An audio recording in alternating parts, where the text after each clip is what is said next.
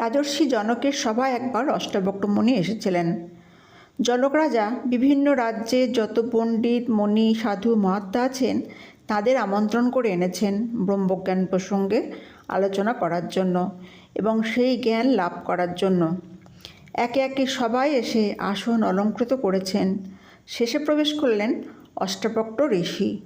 শরীরটি তার জন্ম থেকেই 8টি স্থানে বাঁকা। তাকে দেখেই সমবেত পণ্ডিতগণ অট্টহাস্য করে উঠলেন। অষ্টাবক্র ঋষি তাই শুনে আরও উচ্চস্বরে অট্টহাস্য করতে থাকলেন।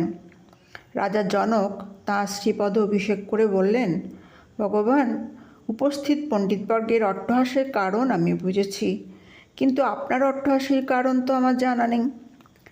অষ্টাবক্র ঋষি বললেন, রাজন, আমি তোমাকে বুদ্ধিমান ভেবেছিলাম, কিন্তু এই চামারের সভা ডেকে চামারদের কাছ থেকে তুমি কোন ব্রহ্মজ্ঞান নেবে বলে আশা করছো, সেই কথা ভেবেই আমার এই অট্টহাসি।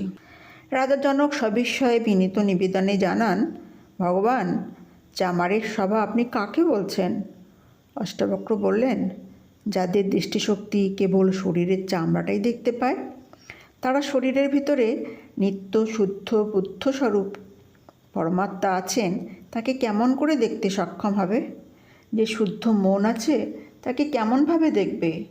এমন লোকেদের আমি কেমনভাবে জ্ঞানী বলতে পারি? আমি হাসছিলাম তোমার মূর্খতা দেখে। এদের পদতলে বসে তুমি ব্রহ্মজ্ঞান শিখবে?